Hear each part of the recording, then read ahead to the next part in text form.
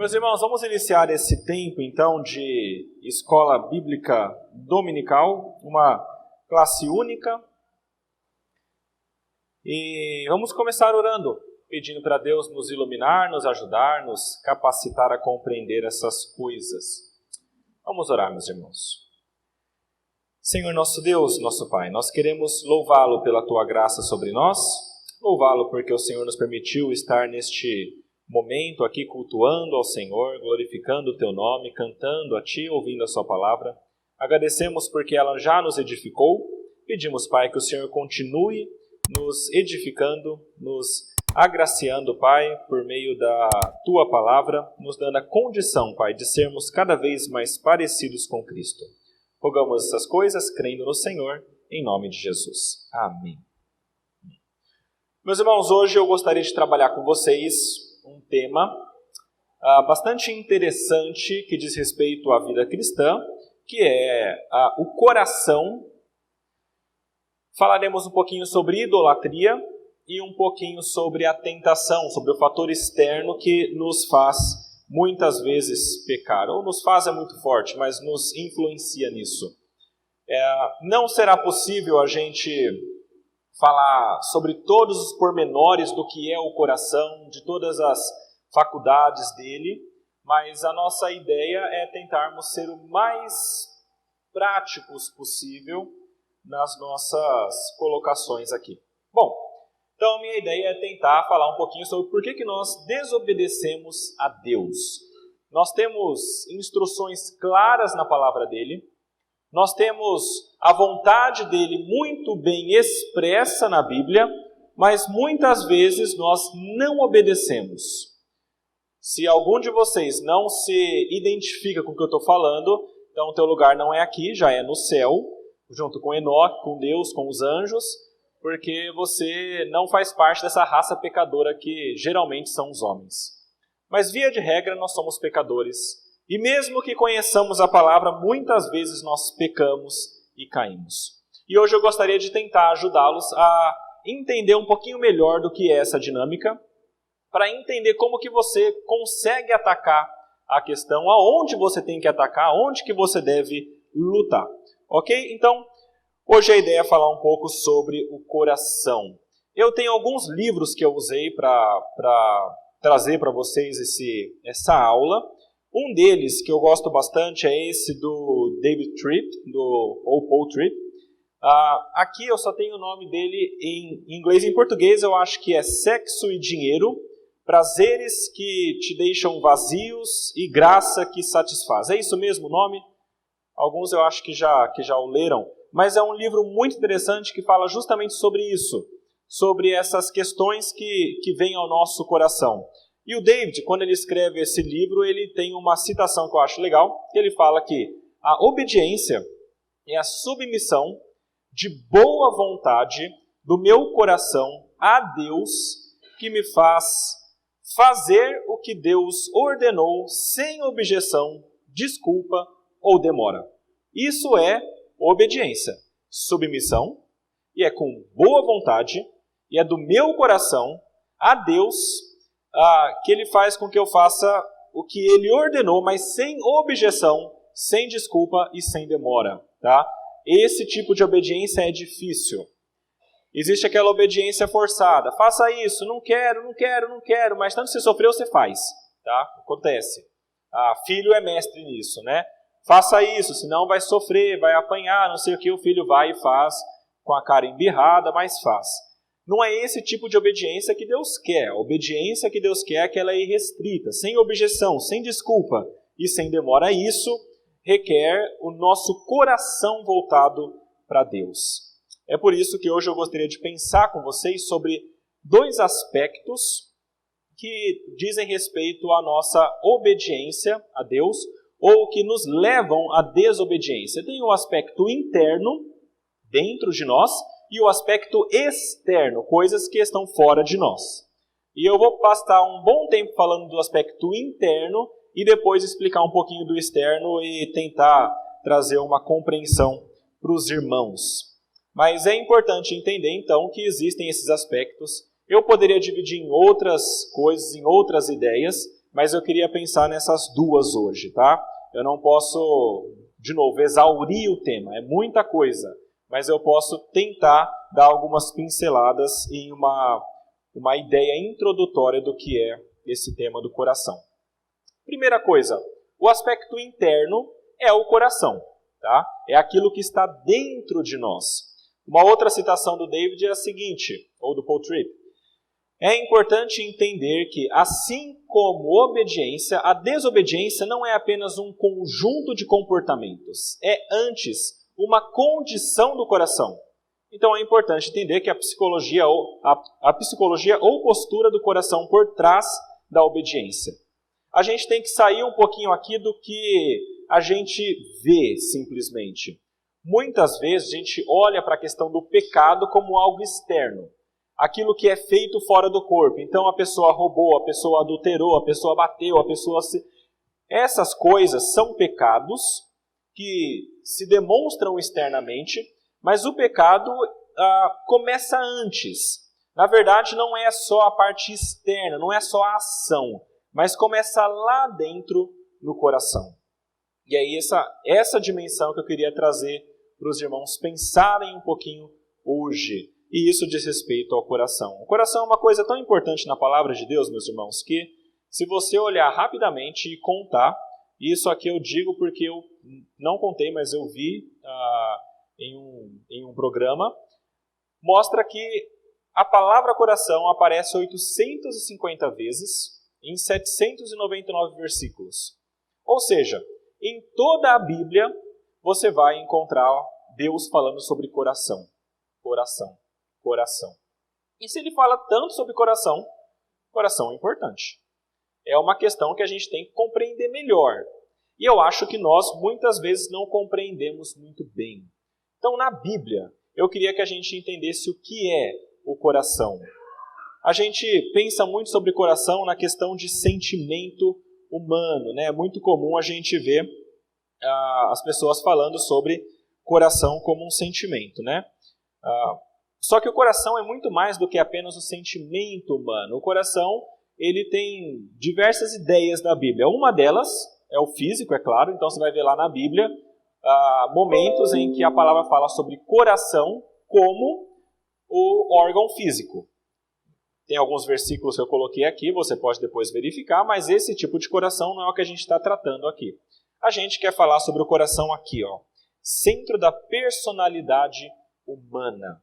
É ali aonde estão todas as coisas. Um dicionário bíblico, ele diz que o coração é a sede dos sentimentos, dos desejos e paixões, a sede do pensamento e do entendimento, a sede da vontade e o centro religioso para o qual Deus se volta. E tudo isso que determina a conduta moral. Então, o coração ele não é apenas um órgão e não é apenas algo que fala de sentimento, mas é algo que fala sobre o entendimento, sobre a vontade, sobre a religião, sobre os desejos, sobre as paixões, tudo está centrado no nosso coração. Por isso que é tão importante entender o que é esse coração. Olha só, alguns textos legais. Textos que falam que o nosso coração é a sede do sentimento, desejo e paixão. A gente tem lá em Atos 2, abre aí Atos 2, versículo 26. São vários textos que estão nesse sentido. Vamos ler um deles. Atos,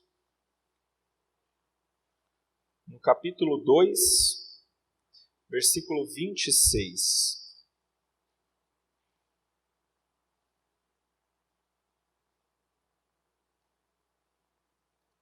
E aqui é um discurso de Pedro,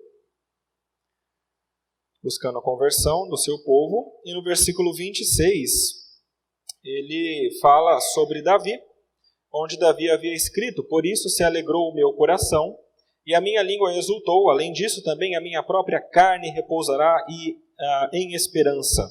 Nós temos aqui um dos versículos, dos muitos versículos, que fala que o coração tem a capacidade de se alegrar. A gente tem em Provérbios 15, versículo 13, Deuteronômio 28, versículo 47, Provérbios 15, versículo 15. São vários textos que mostram que o coração tem capacidade de sentir. Então ele se sente alegre, ele sente também tristeza. Lá em João 16, versículo 6 fala sobre isso.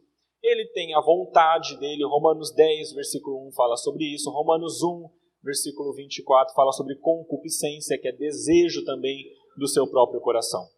O coração do homem, o seu coração, ele tem desejos, ele tem sentimentos e ele tem paixões. Não só isso, ele tem também entendimento. O pensamento nosso vem do coração. Abra em Atos 8, 22.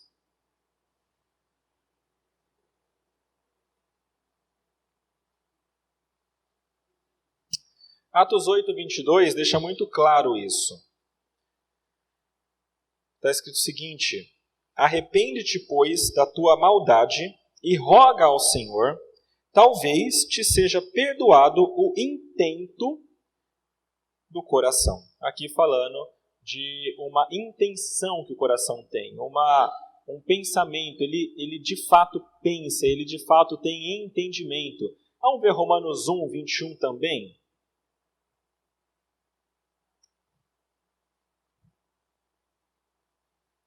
Romanos 1, versículo 21.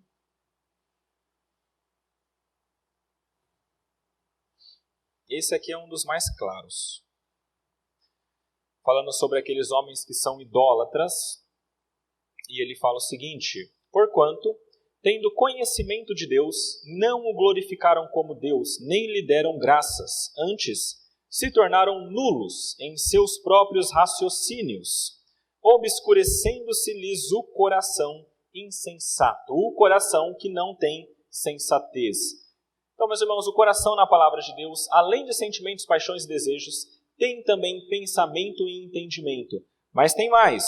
Olha só, o coração é a sede também da vontade. Vamos ler um dos textos. Vamos para Jó 17, versículo 11. Fala sobre a vontade que vem do coração, aspirações do coração. Diz assim: os meus dias passaram e se malograram os meus propósitos, as aspirações do meu coração.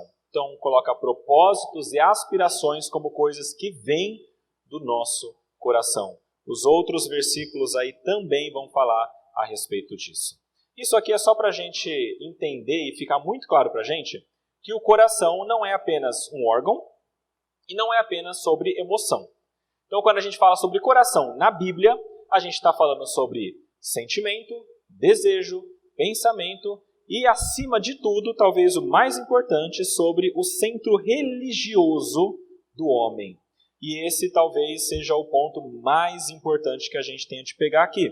O coração, meus irmãos, é onde habita a fé, é o local em que Deus age diretamente. A gente viu alguns textos que já mostram isso, mas tem um bem legal aqui em Efésios, capítulo 4, versículo 17 a 19. E ele fala o seguinte, é Paulo escrevendo: isto, portanto, digo e no Senhor testifico que não mais andeis como também andam os gentios na vaidade dos vossos pensamentos, obscurecidos de entendimento, alheios à vida de Deus, por causa da ignorância em que vivem, pela dureza do seu coração, os quais, tendo se tornado insensíveis, se entregaram à dissolução para com avidez cometerem toda sorte de impureza. Paulo aqui, meus irmãos, destaca que os homens ímpios, para cometerem todo tipo de impureza, para pecarem o máximo que eles puderem, então eles têm o coração endurecido, porque o coração é aquilo que se relaciona com Deus, é o centro religioso do homem. Quer ver um outro texto? Abre aí em João 12, versículo 40.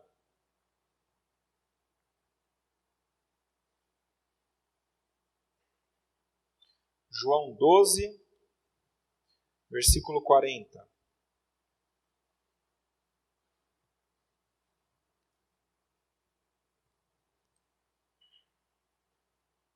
Está falando sobre uma profecia de Isaías. E no versículo 40, está falando o seguinte: cegou-lhes os olhos e endureceu-lhes o coração, para que não vejam com os olhos, nem entendam com o coração, e se convertam e sejam por mim curados. João escreve que o coração é uma parte do ser humano que precisa ser mudada para que o homem seja convertido. Ele tem que ver, ele tem que compreender. Vê um outro texto aí, Marcos.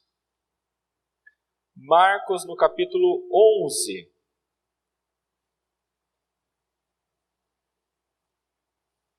Versículo 23. Falando sobre a fé. A fé também habita no coração, assim como a dúvida. Marcos 11, versículo 23, fala o seguinte: Em verdade vos afirmo que se alguém disser a este monte, ergue-te e lança-te no mar, e não duvidar no seu coração, mas crer que se fará o que se diz, assim será com ele. Meus irmãos, o coração também é o local aonde nós temos fé e aonde também habita a dúvida. Nós temos ou fé ou dúvida, é claro. A dúvida é a falta de certeza e a fé é a certeza dessas coisas que a gente não pode ver. Tudo isso, meus irmãos, mostra a importância do coração e como que o coração está ligado à nossa religião, à nossa fé. Romanos 10, versículos 9 a 10, Paulo vai falar que para alguém ter salvação é necessário crer com o coração. Abre nesse aí também. Esse aqui é um dos textos mais usados quando nós falamos sobre verdadeira conversão, sobre salvação.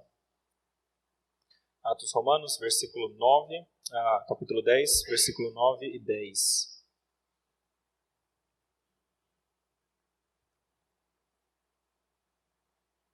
Paulo fala assim, Romanos 10, 9 e 10.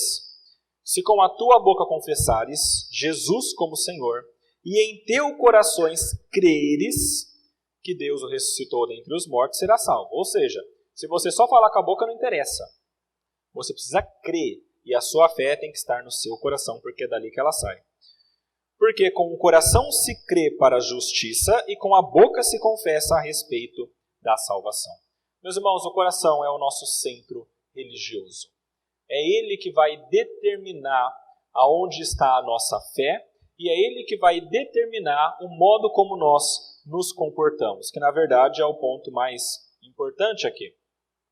Mais uma citação aqui agora do Paulinson. Paulinson é um outro teólogo que escreveu coisas muito boas. Um dos livros dele é esse aqui, Ídolos do Coração e Feira de Vaidades. Não sei se você consegue encontrá-lo ainda, é um livro antigo, eu acho que ele já está esgotado. Mas se você conseguir em algum sebo, em algum lugar, compra e lê e empresta para o teu irmão para ele ler também. Tá? Esse livrinho aqui ele fala a respeito do coração como a dimensão da onde vem os nossos desejos e a vontade do pecado. Então ele sai um pouco do externo e vai para o interior. E nesse livro ele fala o seguinte: o termo bíblico mais compreensivo para aquilo que determina nossa direção de vida, comportamento e pensamentos. Isso é o nosso coração. Então o coração está longe de ser só um órgão, mas trata da parte mais interna do homem, que é também responsável pelo comportamento externo. Quer saber por que você faz tanta coisa que você não gostaria?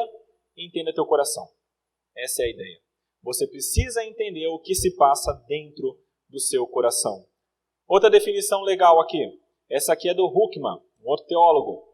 Nesse livro aqui, Saved by Grace, não fala só sobre coração, é uma das coisas que ele fala essa, mas ele fala que o coração na Escritura é tido pelo núcleo interno da pessoa, o centro de todas as atividades, a fonte da qual todas as correntes das experiências mentais e espirituais fluem, pensamentos, sentimentos, desejos, crença, oração, louvor e assim por diante. Tudo isso vem do coração.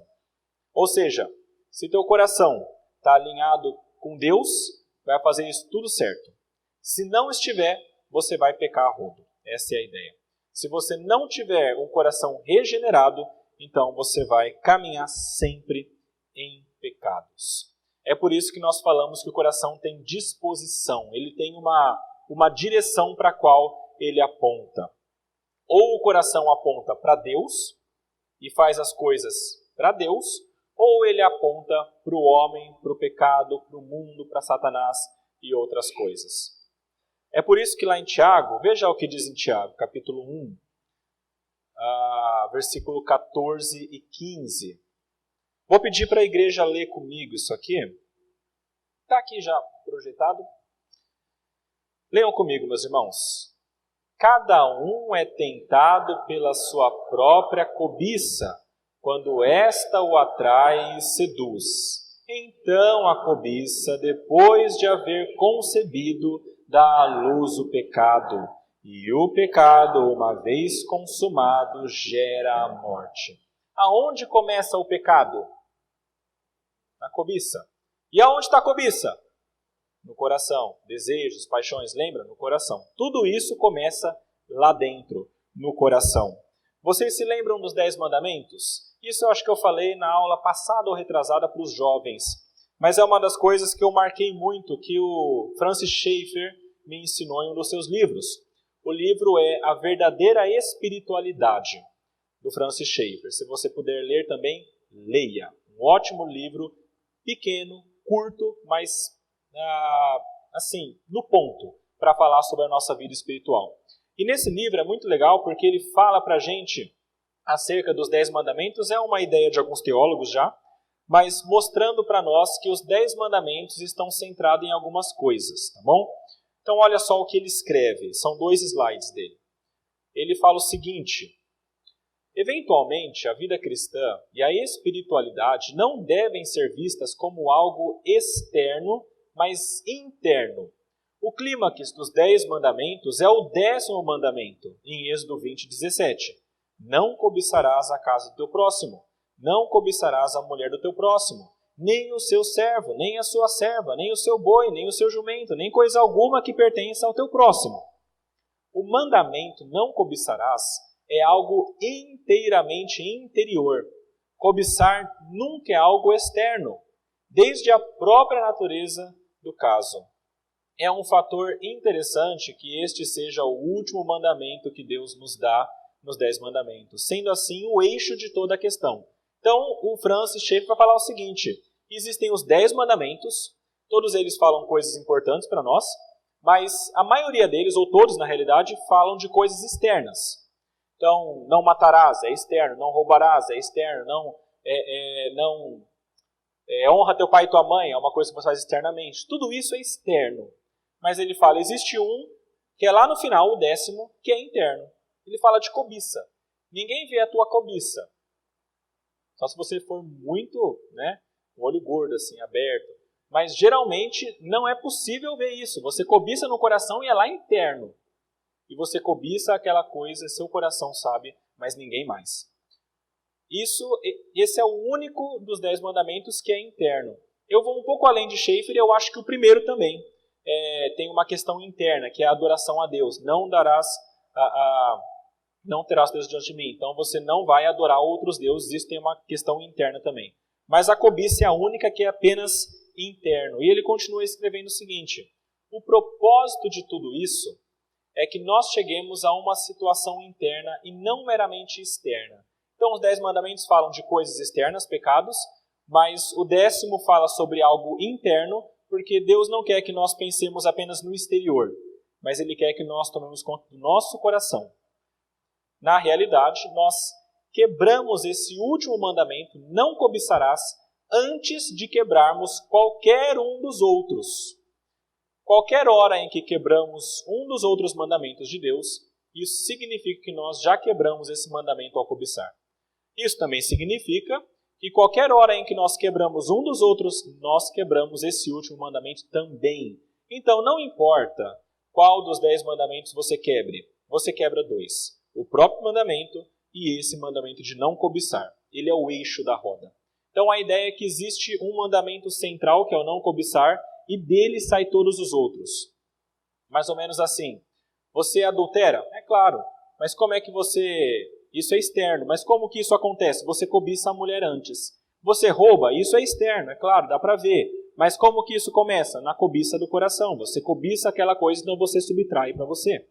Então, todos os pecados dos 10 mandamentos, de acordo com Schaeffer, eles partem do 10º mandamento, que é a cobiça. Ou seja, corta a cobiça que você corta todo o resto. É lá dentro. É a parte interna do coração que deve ser pensada. A cobiça, meus irmãos, é algo que se dá no coração. Ou seja, o pecado da desobediência inicia-se internamente. E Jesus falou sobre isso no Sermão do Monte. É muito interessante porque lá em Mateus 5, versículo 27 a 28, Jesus fala assim: ouvistes o que foi dito, não adulterarás. Eu, porém, vos digo, quem olhar para uma mulher com intenção impura no coração já adulterou com ela. Jesus aqui ele está tornando os 10 mandamentos, a questão que era bastante externa, em algo interno. Gente, não é só o pecado externo. Começa lá dentro. Jesus falou, não é o que está fora que te contamina, é o que sai de dentro. O nosso coração é a sede. É aquilo que vai determinar se nós adoramos a Deus ou se nós adoramos a criatura. E essa é a ideia. Salmo 119, versículo 36, eu acho muito interessante, porque o salmista escreve assim: inclina-me o coração aos teus testemunhos e não a cobiça. Quando eu li esse versículo aqui, eu achei muito interessante, porque quando a gente pensa em um salmo, e às vezes uma literatura de poesia hebraica, muitas vezes tem aquela questão de ideias opostas. E aqui a gente tem duas ideias que são opostas colocadas pelo salmista: o testemunho e a cobiça. O que eu achei interessante aqui é porque o salmista coloca como que sendo o oposto da cobiça o testemunho ao Senhor. Ou seja, o testemunho do Senhor. Ou seja, aquilo que vem da palavra dele, aquilo que é a vontade dele. Então é assim: ou você cobiça no seu coração, fazer essas coisas do mundo, coisas para você, pecados em geral, ou então você adora ao Senhor, podemos colocar assim, desejando os testemunhos de Deus. Ou é uma coisa, ou é outra. Ou é a cobiça, ou é a palavra e a vontade de Deus. E essas duas coisas não podem estar juntas no seu coração. Elas estão, mas não deveriam, porque ninguém pode servir a dois senhores. É assim: se você se render à sua cobiça, você não vai se render aos testemunhos. Se você servir a um senhor, você não vai servir a outro. E é isso que a palavra chama de guerra entre carne e espírito. Gálatas 5, abre em Gálatas 5 aí. Fala sobre isso.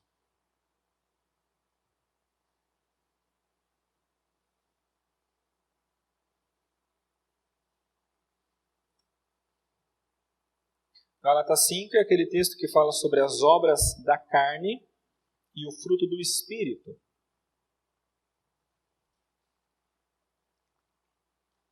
E versículo 16 e 17 vai falar sobre a carne contra o Espírito, ou seja, a cobiça contra também os testemunhos, ou essa ideia de coisas do mundo contra coisas de Deus. E diz assim: digo, porém, andai no Espírito, e jamais satisfareis a concupiscência da carne, o desejo da carne. Porque a carne milita contra o Espírito, e o Espírito contra a carne, porque são opostos entre si, para que não façais o que porventura seja do vosso querer. Olha só, Paulo coloca que o desejo da carne é aquilo que nós desejamos. E existe uma guerra dentro de todo o cristão, que é entre o Espírito e entre a carne, entre os testemunhos de Deus e entre a nossa cobiça. E quando a cobiça ganha, os outros pecados todos daqueles 10 mandamentos e muitos outros que decorrem deles acontecem. Mas tudo isso se inicia lá dentro. É a carne contra o Espírito. E o coração, então, ele tem essas duas disposições. Ou ele aponta para a carne, ou ele aponta para o Espírito. Os que se inclinam para a carne cogitam das coisas da carne, mas os que se inclinam para o Espírito, das coisas do Espírito. E essa inclinação, meus irmãos, ela é fundamental. Essas duas disposições são também chamadas na Bíblia de amor a Deus, ao Criador, e amor à criatura. Ou você ama a Deus e adora a Deus, ou você ama a criação apenas e adora a criação e coloca acima de Deus. Amor ao Criador e amor à criação. E eu estou entrando nesse aspecto porque eu vou entrar daqui a pouquinho em idolatria. Na verdade, como eu falei, o coração é o centro da nossa religião. E é o nosso coração que vai determinar se nós adoramos a Deus ou se nós adoramos a criatura.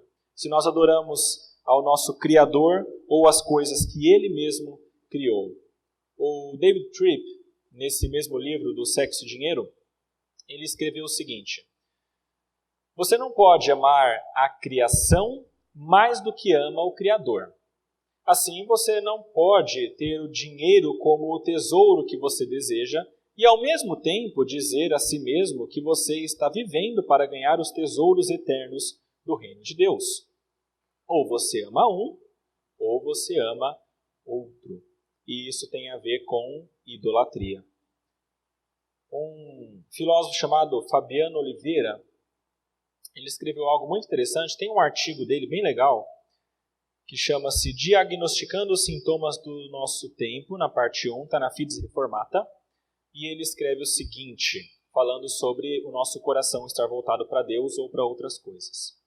O ser humano foi criado na suma dependência de amar a Deus, de forma absoluta, e de confiar em sua palavra, de forma absoluta. Disso depende a sua plena realização. Então, a realização do homem depende plenamente de você amar e confiar absolutamente em Deus e na sua palavra. Na queda, o homem abdicou voluntariamente dessas prerrogativas ao emancipar-se de Deus. Então, na queda, o homem falou, não quero mais, eu não quero viver com Deus, eu quero sair disso. E de sua palavra. Portanto, a partir de um campo de significado bíblico, é lícito afirmar que, preste atenção, um ídolo ou ídolos é tudo aquilo que o homem ama e confia de maneira suprema, tornando a sua plena realização dependente dele. Então é assim, Deus te criou para que você dependa plena e totalmente dele. Deus te criou para que você confie plena e totalmente nele, e você o ame também plena e absolutamente. Quando você tira isso de Deus e coloca em outra coisa, isso é chamado de idolatria. Você criou um ídolo. E são muitos. Calvino disse que o coração do homem é uma fábrica de ídolos. Ele está certo. São muitas as vezes que nós criamos ídolos. E ídolos, na verdade, podem ser qualquer coisa. Veja só aqui. Quando Deus nos cria, Ele coloca na gente uma noção de que Ele existe e que nós devemos nos relacionar com Ele. É por isso que em todo lugar que você for, no mundo todo, você vai sempre encontrar uma religião. Você vai para a tribo mais escondida que existir, no menor país do universo, e você vai encontrar ali uma tribo que se relaciona com algum Deus que eles criaram. Porque eles nasceram com esse desejo dentro do coração de adorar alguma coisa. E até aqueles que dizem que não adoram a nada, no final das contas adoram a algo, a criatura. Ou é a ciência, ou é a si mesmo, para conseguir coisas para si mesmo. De qualquer maneira, nós nos relacionamos e adoramos a coisas porque nós precisamos adorar a Deus. João Calvino falou isso. Deus mesmo infundiu em todos certa noção de sua divina realidade. O homem precisa adorar algo. E a verdade é que se não adorar a Deus, ele vai adorar a criatura. Só existem duas classes de coisas nesse mundo. Criador, criatura. Criador, criação. A sua adoração é ao Criador. Se não for, vai ser a criação. E na criação está tudo. Na criação está dinheiro, que é o mais conhecido. Na criação estão deuses em imagens de barro. porque o homem cria com o que Deus criou. Na criação está a sua família, na criação está o seu relacionamento, na criação está a sua satisfação própria, na criação está tudo aquilo que não é o Criador. E todas essas coisas podem se tornar, em alguma maneira, um ídolo na sua vida. O ato de colocar o amor que se deve a Deus em qualquer outra coisa é chamado de idolatria e procede diretamente do coração. O homem é uma fábrica de ídolos. De onde que vêm os ídolos? É mais ou menos assim. Qualquer coisa que você queira nesse mundo, se você quiser demais, vira um ídolo. Basicamente. Então é assim, eu quero me casar. Ok. Então, no tempo certo, se for da vontade de Deus, se casará. Não, mas eu quero muito me casar. Se for da vontade. Não, mas eu quero de qualquer jeito. Eu preciso. Se eu não tiver isso, eu vou ser infeliz a vida toda. Se eu não tiver isso, a minha vida acabou. Como é que eu vou viver sem me casar? Quando você fez isso, você acabou de tornar o casamento teu Deus. E a mesma coisa com outras ideias. Dinheiro. Eu quero ter dinheiro. Legal. Não há mal nisso. Mas eu quero muito ter dinheiro. Okay? Eu estou disposto a fazer o que for necessário para ter dinheiro. Eu estou disposto a não ir na igreja mais, a trabalhar dia e noite. Eu estou disposto a pisar nos outros e não dar tempo para minha família. Virou um Deus na tua vida. Também o dinheiro. E as desculpas que nós damos são as mais mirabolantes e nós acreditamos. Mas veja só, tudo que nós desejamos, se nós desejarmos demais, vira um ídolo. É mais ou menos, talvez, é assim. Se você falar, eu gostaria de ter, tudo bem. Quando você fala, eu quero, então é um terreno perigoso. Se você fala, eu necessito, acabou para ti, já está idolatrando alguma coisa. A necessidade que você acha que tem, preciso, eu necessito, se eu não tiver, eu não sou ninguém, por aí vai, se tornou um ídolo. Muito cuidado com esses desejos, que são coisas boas a princípio, muitas vezes, mas podem se tornar ídolos na sua vida. Então lembra do que Paulo falou, o amor ao dinheiro é a raiz de todos os males. O dinheiro é a raiz? Não. O que é a raiz dos males? O amor ao dinheiro, ou o amor a qualquer outra coisa que você vai depositar a sua confiança. Porque esse amor deve estar em Deus. Isso é idolatria. E a palavra de Deus fala sobre isso em outros lugares também. Ezequiel 14 é muito interessante porque fala sobre isso. Ezequiel 14, versículo 3. Leiam comigo, os irmãos. Ezequiel 14, versículo 3. Está aqui projetado. Filho do homem, estes homens levantaram os seus ídolos dentro do seu coração. Tropeço para a iniquidade que sempre têm eles diante de si. Acaso permitirei que eles me interroguem? Então vê que homens levantaram ídolos dentro do seu coração. A idolatria começa no coração, para depois se tornar algo externo. E isso lá em Ezequiel já falou. E mais para frente a gente vai ter algo interessante em Ezequiel. Olha só o que David Paulinson, novamente desse livro aqui, Ídolos do Coração, escreveu. A Bíblia internaliza o problema. Ídolos do coração são literalmente descritos em Ezequiel, capítulo 14, versículos 1 até o 8. A adoração de ídolos tangíveis é perigosamente a expressão de uma deserção prévia de Yahvé, que é Jeová, nome de Deus, seu Deus. Ídolos do coração é apenas uma de muitas metáforas. Coloca o locus da preocupação de Deus dentro do coração humano, estabelecendo um laço inseparável entre pontos específicos do coração e pontos específicos do comportamento. Mãos, língua e todos os membros. O primeiro grande mandamento, amar a Deus de todo o coração, alma, mente e força, também demonstra a interioridade essencial da lei no que diz respeito à idolatria.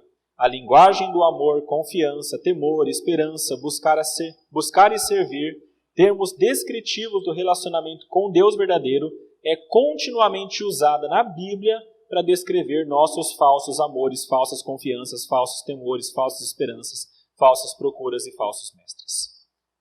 Meus irmãos, novamente, o ponto principal.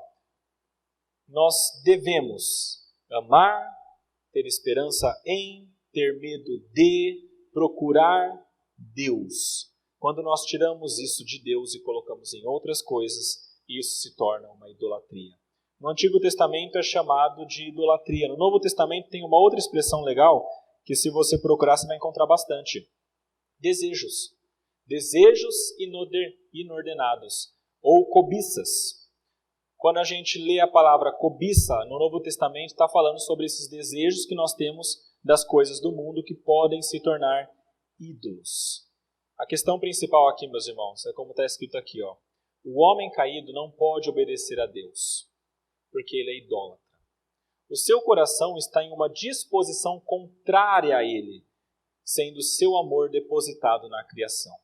Essa é a situação de todo o homem que não tem Deus. Isso começou com Adão. Lembra? Deus tinha falado para Adão, Adão, não come desse fruto, come dos outros. Se você comer desse, vai morrer. E Adão decidiu confiar mais na palavra de Satanás do que na de Deus. Ele decidiu que era melhor para ele fazer a sua vontade do que fazer a vontade de Deus. E quando isso começou ali no Éden, isso passou para toda a humanidade. E hoje toda a humanidade que deveria adorar a Deus, adora a si mesmo e adora outras coisas da criação. Tudo isso, então, se vocês perceberam, está ligado ao amor. E amor aqui, de novo, não é só sentimento. São todas as coisas que nós depositamos em algo ou em alguém. A questão está no amor. Olha só que interessante o que o David Tripp escreveu. O problema não é que seu coração tenha capacidade de desejar. O problema é o desejo governante. Vocês lembram daquele texto de Paulo falando assim? Todas as coisas me são lícitas, mas nem todas me convêm. E a segunda parte? Todas as coisas me são lícitas, mas não me deixarei governar por nenhuma delas, ou dominar por nenhuma delas. Nada nesse mundo que governe ou domine a sua vida é bom.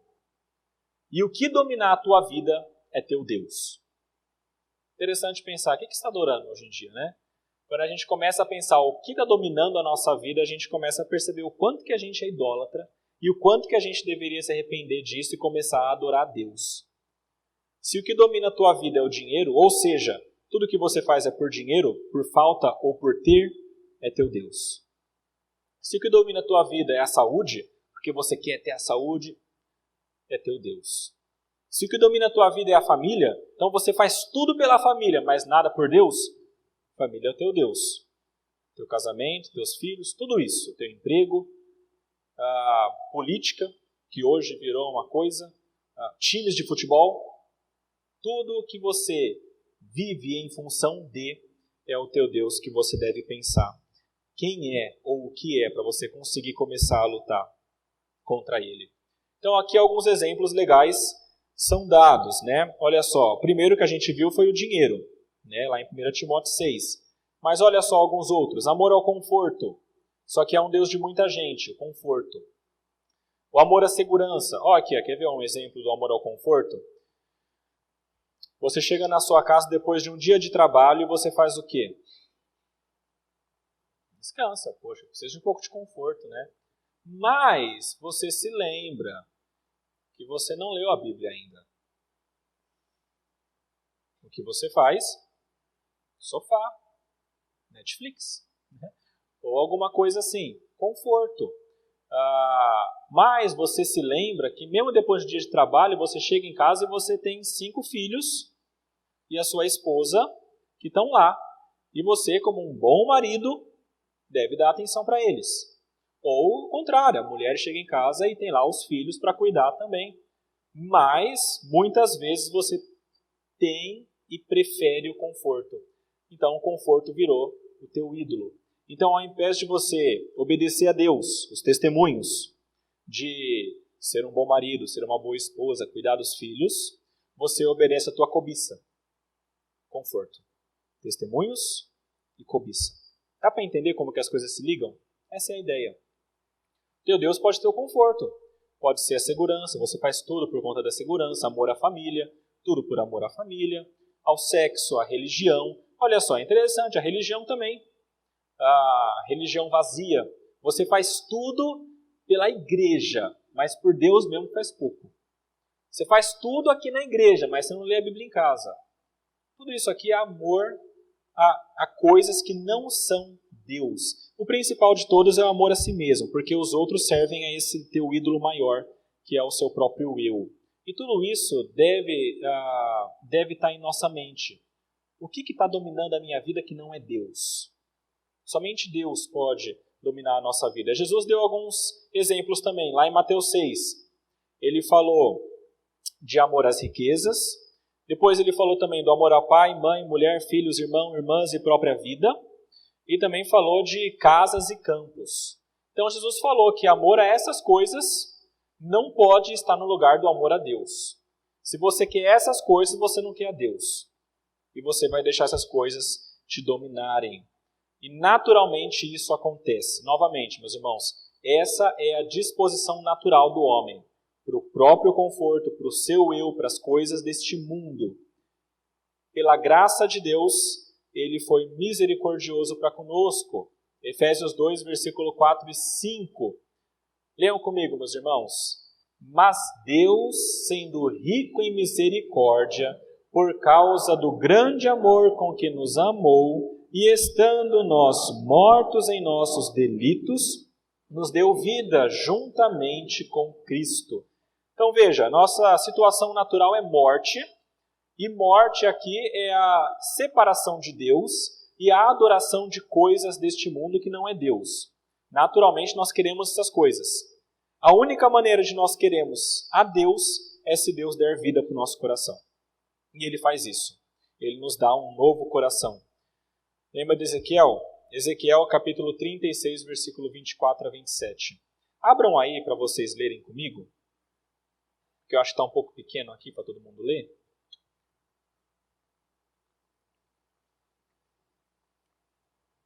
E esse texto aqui é bem interessante, porque fala sobre o coração de pedra, sobre a nossa criação de ídolos. O texto fala sobre idolatria. Ezequiel 36, versículos 24 a 27. Vamos ler de maneira alternada. Eu vou ler o primeiro, vocês o segundo, eu o terceiro e assim por diante. Diz assim: Tomar-vos-ei de entre as nações, e vos congregarei de todos os países, e vos trarei para a vossa terra.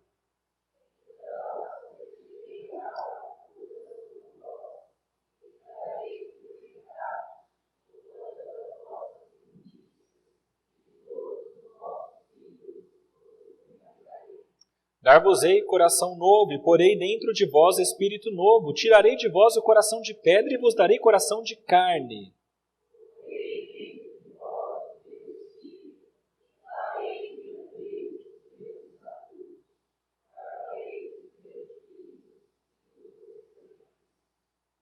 O que é essa água pura que vai ser jogada por cima do povo de Deus? Abre em João aí. João capítulo 3. João capítulo 3 é a conversa entre Nicodemos e Jesus.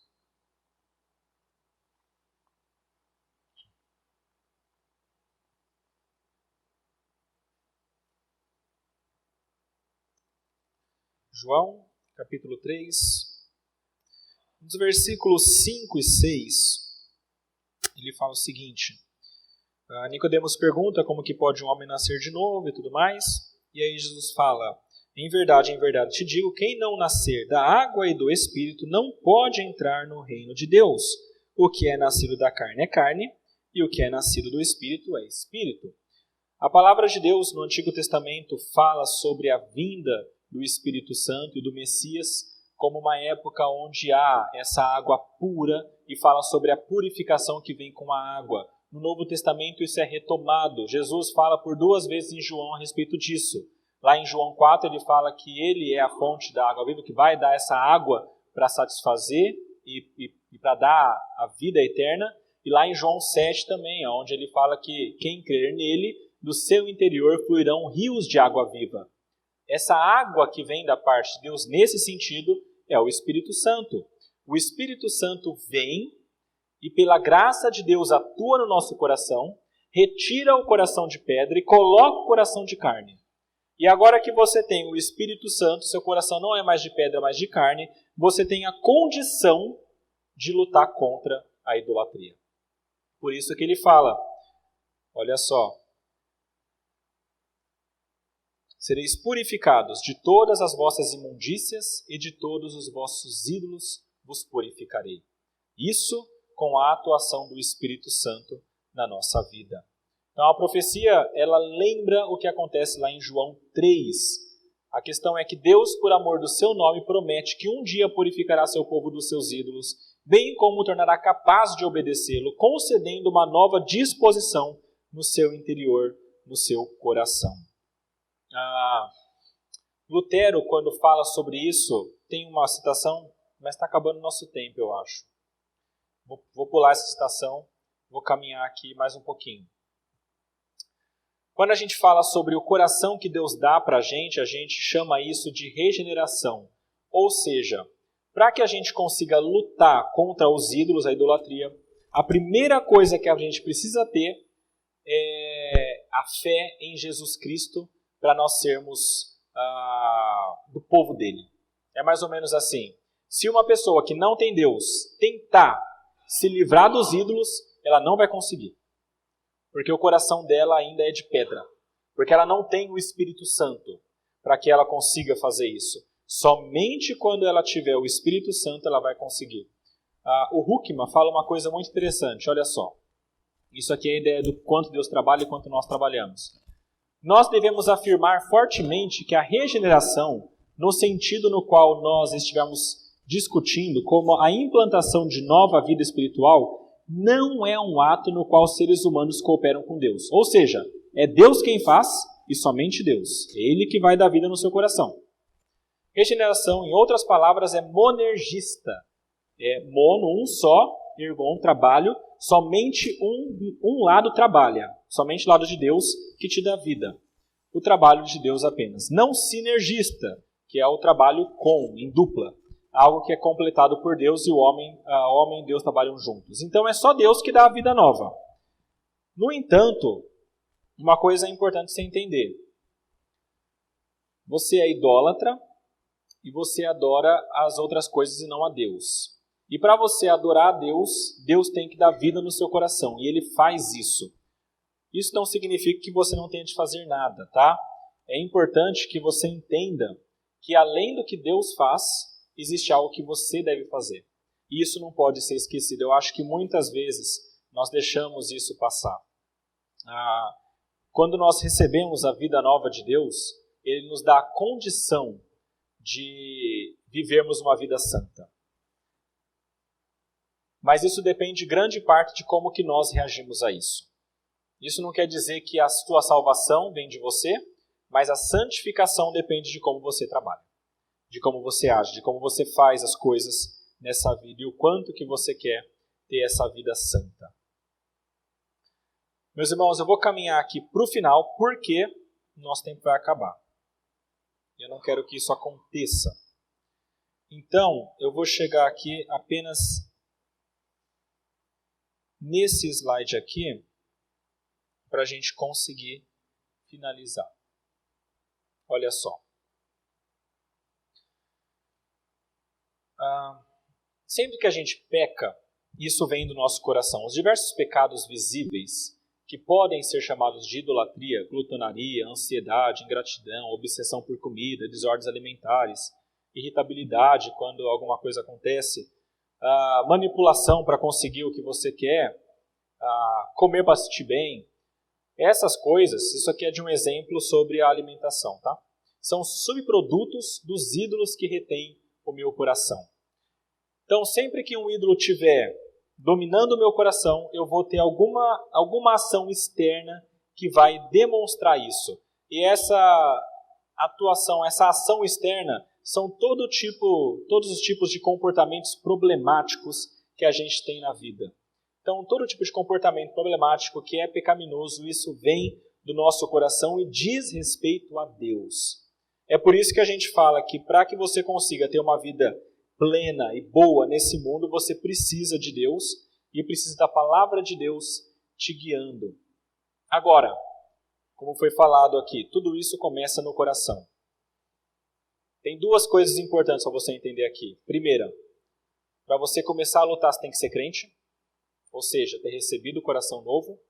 E para você lutar, você tem que vigiar.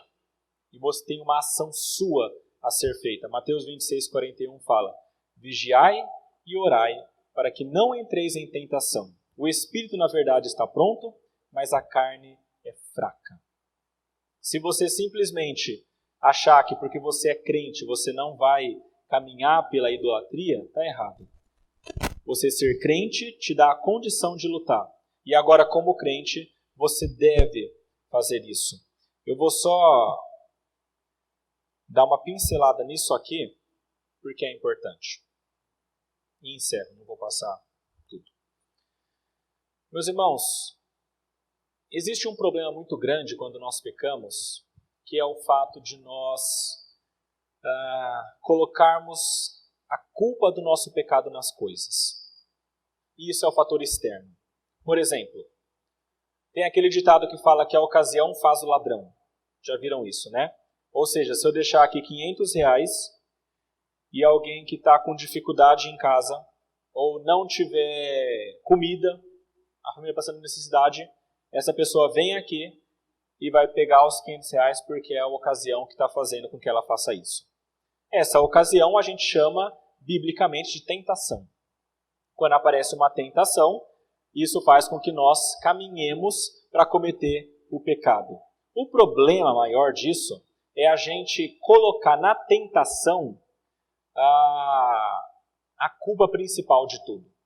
É mais ou menos assim, o cara veio aqui, pegou R$500 e falou, também deixou R$500 aí dando sopa? É claro que eu peguei. Ou seja, a culpa não é minha que eu sou ladrão. A culpa é do outro que deixou o dinheiro. Dá para entender a questão? É mais ou menos assim, tem a parte externa. São influências, mas não é isso que determina se você vai pecar ou não, tá? Existem muitos tipos de tentações. Eu gostaria de passar um bom tempo explicando para vocês isso, mas eu não vou poder. Mas eu vou dar um exemplo de coisas que acontecem. Tem muita gente que chega a uma certa idade na vida e tem vários hábitos pecaminosos. E aí essa pessoa fala, eu faço isso, tudo isso é pecado. Mas também olha os pais que eu tive. Olha a minha infância. Olha tudo isso que aconteceu. É claro que eu sou assim. Quando alguém faz isso, ela está colocando a situação externa, as coisas que aconteceram com ela, o que fizeram com ela, o que ela não teve, o que ela teve, como algo que determina o pecado dela. E a Bíblia não faz isso. A palavra de Deus mostra que o pecado vem do coração e da cobiça, e os fatores externos apenas influenciam. Ou seja, nada do que acontece fora de você vai te forçar a pecar. E você não se engane com isso. Não deixe essa mentira de Satanás de que o outro é culpado, de que as coisas conspiraram para isso, de que você não teve escolha, de que você não teve como escapar. Não deixe essa mentira te fazer cair e continuar no pecado. Entenda, se você pecou, a culpa é tua do teu coração. A situação externa apenas auxilia. Eu queria terminar só lendo as primeiras linhas daqui sobre a tentação. Primeiro, as tentações, o fator externo, além do coração, nunca vem de Deus. O texto de Tiago fala isso. Segundo, o cristão não está mais acorrentado ao pecado de modo que ele pode resistir à tentação. Então ninguém pode falar que eu fui tentado e não pude resistir. É mentira. Se você é tentado, você pode resistir porque Deus te dá a condição para fazer isso. Terceiro, nenhuma tentação é irresistível, tá bom? 1 Coríntios 10:13 fala que não tem tentação que não é humana, mas Deus sempre dá um modo de você escapar dela. E quarto, e eu termino aqui, considerando tudo isso, nenhuma tentação é desculpa plausível para você desobedecer a Deus. Deixa eu terminar esse tempo com vocês, meus irmãos, aqui, concluindo com essas perguntas. Queria que você pensasse um pouco na tua vida. E é claro que talvez você não chegue a uma conclusão aqui, mas talvez em casa você pense melhor. Que desejo que te domina? O que você quer tanto, mas tanto, que você vive em função disso? O que você quer tanto que você está disposto a pisar nos outros para conseguir? Ou disposto a não fazer as coisas para Deus? Dinheiro, comida, pessoas, ideias, padrões de vida, família. O que desse mundo criado que você quer muito e que domina a tua vida? Isso é o teu Deus. Você tem sido mais dominado por eles ou por Deus? Quanto tempo você gasta com eles, buscando essas coisas? E quanto tempo você gasta com Deus, buscando a Deus? Isso mostra muito do teu coração. Outra pergunta. Você recebeu já um novo coração? Novamente, se você não é crente, você não vai conseguir fazer isso. Primeira coisa, creia em Cristo. Entenda que Ele é teu Salvador. E aí você vai ter, de fato, a condição de lutar. Se você não for crente, é impossível. Mais uma pergunta. Você está lutando contra os pecados ou você ainda continua se enganando com as desculpas? Ou seja, a culpa é do outro, a culpa é do sistema, a culpa é da situação externa, a culpa é da sociedade, a culpa é do país, do meu pai, da minha mãe, do meu esposo, do meu filho, da minha mãe. A culpa é de quem? Entenda isso. Não se engane com desculpas. Se você tem pecado, a culpa é tua, do teu coração. E é ali que você deve atacar e não os outros. É ali que você deve começar a mudança e não nos outros. E a última pergunta, o que você pode fazer para começar isso, essa mudança? Você já começou a identificar os ídolos do coração. Como eu disse, essa aula na verdade poderia ir muito longe, daria para falar muita coisa, mas eu queria que você saísse daqui com algumas ideias e talvez com uma função clara. A ideia principal é: os teus pecados vêm do coração de vocês. E se vem do coração de vocês, para vocês conseguirem começar a lutar, vocês têm que conhecer o coração de vocês. E para conhecer o coração, essas perguntas ajudam. E uma vez que vocês conheçam o coração de vocês e os pecados, as cobiças, então vocês começam a lutar contra eles. Queria falar muito ainda, mas que Deus nos abençoe e nos ajude a caminhar da maneira que Ele deseja. Já passamos um pouco da hora, vamos fazer uma oração e pedir para Deus nos abençoar. Senhor nosso Deus, nosso Pai, como é bom nós vermos na Sua palavra que o Senhor, na Tua graça, nos deu o Teu Santo Espírito, nos dando uma vida nova, um coração novo para lutarmos contra a idolatria.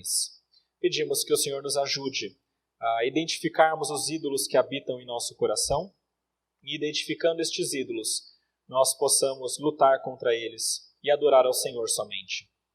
Que o nosso amor seja colocado somente no Senhor, assim como a segurança, assim como o conforto, tudo que nós achamos que precisamos, que nós compreendamos que não precisamos. Precisamos de Ti. Ajuda-nos, Pai, a sermos satisfeitos no Senhor e buscar as coisas do alto, do Senhor, dos céus, e não deste mundo. Capacita cada irmão dessa igreja a fazer isso e a ter uma vida que agrada ao Senhor. Dá a vida e dá também a força e a condição de lutar contra os ídolos. E assim ter uma vida que não é cheia de pecados, mas uma vida virtuosa, que agrada e louva ao Teu nome. Agradecemos por tudo que o Senhor tem feito. Em nome de Jesus. Amém.